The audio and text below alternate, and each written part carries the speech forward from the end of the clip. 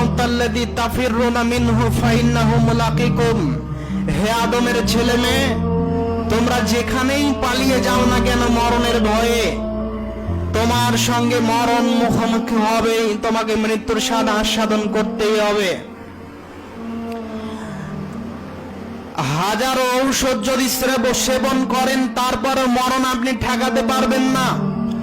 যেমনি করে আমেরিকার মাইকেল জ্যাকসন মরণকে ঠেকাতে পারেনি। মাইকেল জ্যাকসনের জীবনে বড় স্বাদ ছিল যে আমি পৃথিবীর মাটিতে 150 বছর বাঁচব। যারা নেটিজেন আছেন এখানে, যুবক ভাইয়েরা, আপনারা খুব ভালোভাবে মাইকেল জ্যাকসনকে হয়তো বা চেনে থাকবেন। মাইকেল জ্যাকসনের জীবনে বড় স্বাদ ছিল আমি 150 বছর বাঁচব। তাই তিনি বাড়িতে 12 জন ডাক্তার নিযুক্ত করেছিলেন।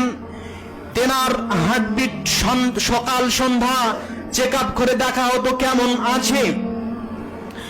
12 জন ডাক্তার সব সময় তার পরিচর্যা করত শারীরিক অবস্থা নিয়ে। 12 জন ডাক্তার সব সময় মোতায়েন রাখতেন যেন তাকে কোন রকম ভাবে ব্যাকটেরিয়া আঘাত না করতে পারে।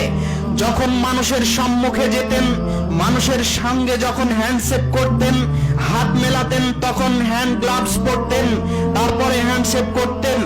এত সজাগ সচেতন হয়ে থাকতেন, একটি জামা একবার পরার পর দ্বিতীয়বার পরতেন না। যতগুলো জামা পরেছেন প্রত্যেকটা জামা পরীক্ষিত ভাবে পরেছেন। সকালবেলা যদি কখনো চা খেতেন তো চাটাকে ল্যাবরেটরিতে চেক করে খেতেন। এমন করে জীবন যাপন করার পরেও তাকে 50 বছর জীবন আল্লাহ তাআলা দিয়েছেন।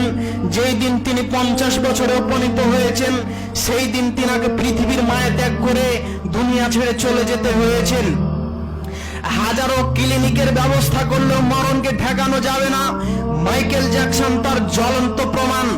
সম্মানিত উপস্থিতি, আজ এই কোন রকমেই কোন অবস্থাতে আমাদের এই বিশ্বাস রাখা যাবে না যে আমরা 25 বছর বা 30 বছর, 50 বছর, 100 বছর বাঁচব।